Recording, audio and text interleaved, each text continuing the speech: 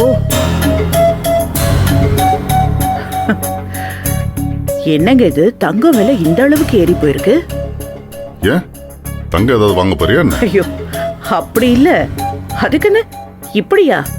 ஒரு பவுனு 1,00,000 ஆக்கிடுவாங்க போல இருக்கே. இன்னும் கொஞ்ச நாள்ல நீ சொல்ற டாடி, மாதிரி அந்த விலைக்கு வந்தாலும். டாடி. டாடி இங்கதான் இருக்கீங்களா?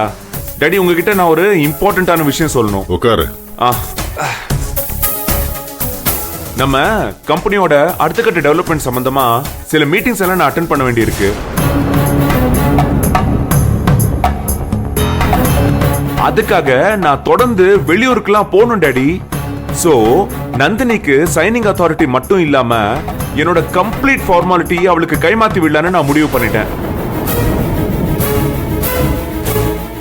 நான் பார்த்த அத்தனை வேலையும் இனிமே என் இடத்துல இருந்து என் பொண்டாட்டி தான் பார்க்க போறா. அவ தொடர்ந்து ஆபீஸ்க்கு போட்டும், எல்லா வேலையும் பார்க்கட்டுமே. டேய், என்னடா கம்பெனினா என்ன நினைச்சிட்டு இருக்க? இது என்ன கடலை கொள்ளையா? இல்ல போற மரவெல்லாம் நடத்துறதுக்கு இது என்ன ரோட் சைட்ல இருக்கிற பொட்டி கடையா?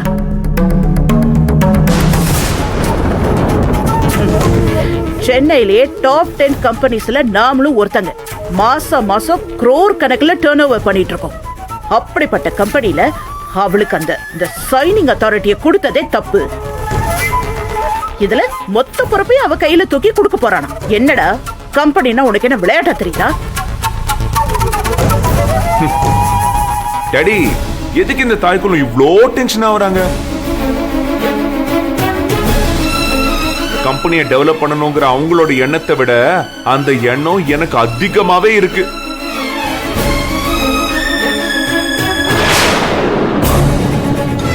நான் நந்தினிய அந்த இடத்துக்கு கொண்டு போனாலும் வேலையெல்லாம் கிளியர் கட்டா நடக்கும். அந்த பயம்லாம் இவங்களுக்கெல்லாம் வேண்டான்னு சொல்லுங்க டாடி. பயமா? ஏய், யாருக்கடா பயம்? அவளுக்கு அந்த தகுதியே இல்லைன்னு சொல்லிக்கிட்டு இருக்க. அவளை பார்த்து எனக்கு பயம்னு சொல்லிக்கிட்டு இருக்க. டேய், நீ என்ன பேசிட்டு இருக்க? அவ யாரு? அவ எப்படி இந்த வீட்டுக்குள்ள வந்தா? இத பாரு, இந்த உரிமை, இந்த பொறுப்பு இதெல்லாம் அவளுக்கு நீ கொடுக்கணும்னா, அதுவும் முறைப்படி கொடுக்கணும்னா அவ முதல்ல ஓம் பொண்டாட்டியா இருக்கணும். ஆமா, நந்தினி என்னோட பொண்டாட்டி தான். அதுல யாருக்கு தான் இங்க டவுட்? ஏன் டாடி, நான் சொல்றதுல ஏதாச்சும் தப்பு இருக்கா?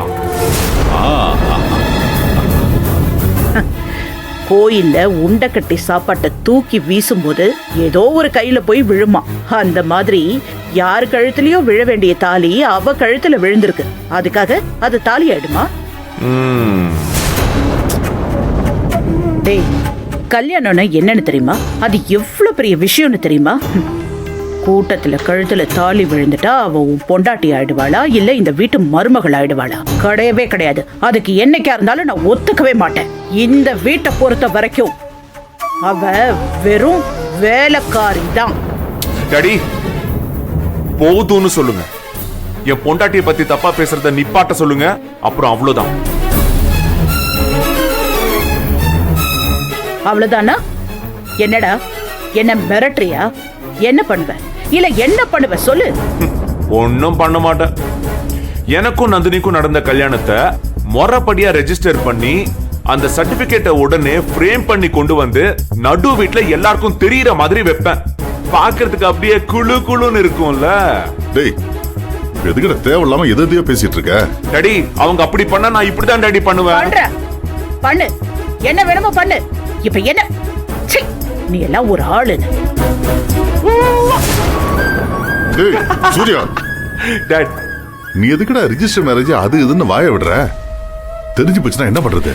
டாடி, நான் சொன்னதுக்கு ஒரு ரீசன் இருக்கு டாடி. எனக்கு என்ன அவங்க மனசுல ஓடுதுன்னு தெரியணும்.